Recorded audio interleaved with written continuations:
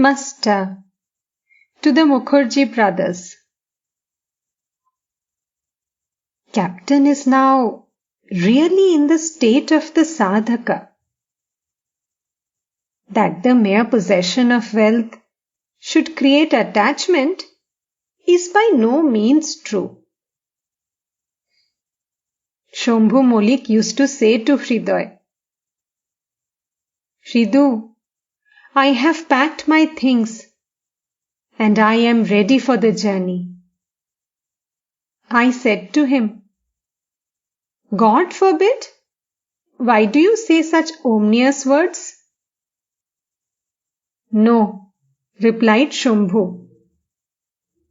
Please bless me, that I may cast aside all these possessions and go to God. God's devotees have nothing to fear. They are His own. He always stands by them. Once, Duryodhana and his brothers were imprisoned by the Gandharvas.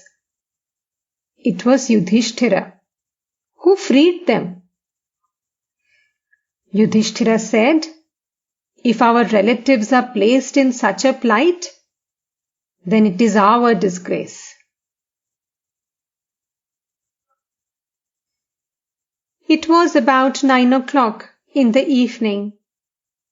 The Mukherjee brothers were ready to return to Calcutta.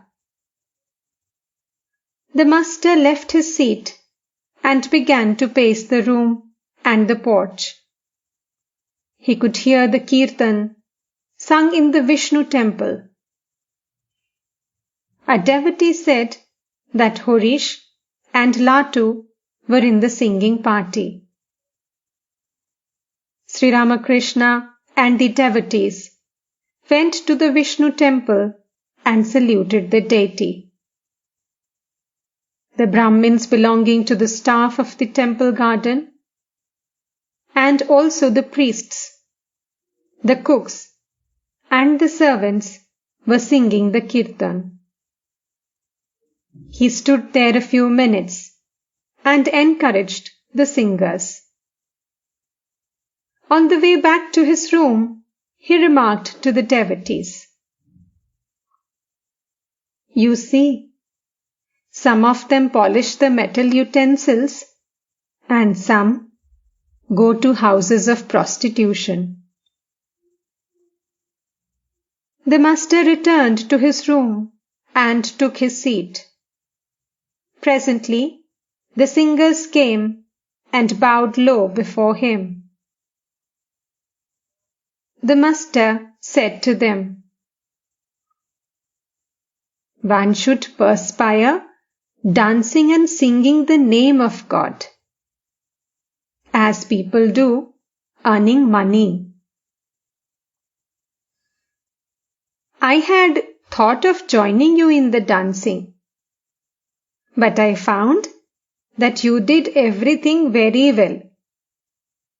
You had flavored the curry with all the seasonings. What could I add? It will be nice if you sing devotional songs that way now and then. The Mukherjee brothers saluted the master. Their carriage was ready near the veranda north of the room. The master stood facing the north. On his left was the Ganges. In front of him were the Nahabat, the garden, and the kuti. And to his right was the road leading to the gate.